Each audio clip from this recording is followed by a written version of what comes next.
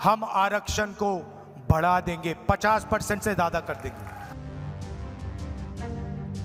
और अपनी vote bank को धर्म के आधार पर आरक्षण देने का खेल खेल रहे हैं।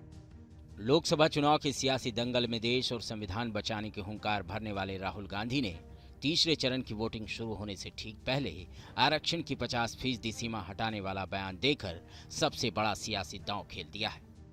चुनाव प्रचार के लिए मध्य प्रदेश के खरगोन और अलीराजपुर पहुंचे राहुल गांधी ने हाथ में संविधान के प्रति दिखाते हुए हुंकार भरी कि हमारी सरकार बनी तो सुप्रीम कोर्ट ने आरक्षण पर जो 50% का लिमिट लगा रखा है और जितनी जरूरत उतना रिजर्वेशन देंगे। आरक्षण को बढ़ा देंगे, 50% से ज्यादा कर देंगे।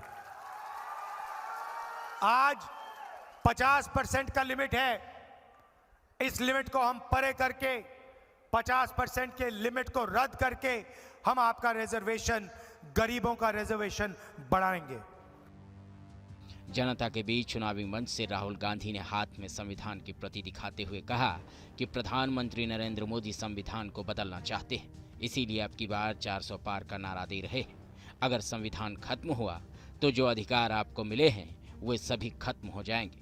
ये चुनाव संविधान बचाने का चुनाव है कि अगर वो चुनाव जीतेंगे तो वो इस किताब को बदल के परे कर देंगे।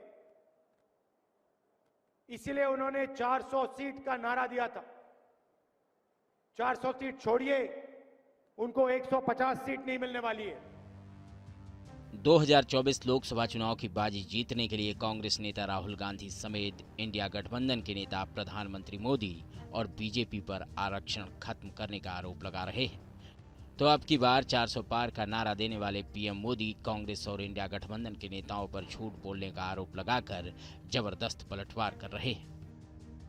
कांग्रेस वाले सुन ले, उनके चट्टे बट्टे सुन ले, उनकी पूरी जमात सुन ले, जब तक मोदी जिंदा है मैं दलितों का आरक्षण, आदिवासियों का आरक्षण, ओबीसी का आरक्षण, मुसलमानों को धर्म के आधार पर नहीं देने दूंगा, नहीं देने दूंगा, नहीं देने दूंगा। पहले दौर की वोटिंग तक बेरोजगारी, भ्रष्टाचार से शुरू हुई सियासी लड़ाई दूसरे दौर तक महिलाओं के मंगलसूत्र छीन लेने तक पहुंच गई थी। तीसरे दौर के मतदान शुरू होने तक संविधान और आरक्षण को बचाने तक पहुंच गई है। 2024 के सियासी दंगल में आरक्षण वाला सियासी दांव किसके ऊपर भारी पड़ेगा, 4 जून को न्यूज नेशन पर सबसे तेज और सटीक नतीजा आने के बाद साफ हो जाएगा। Team news nation.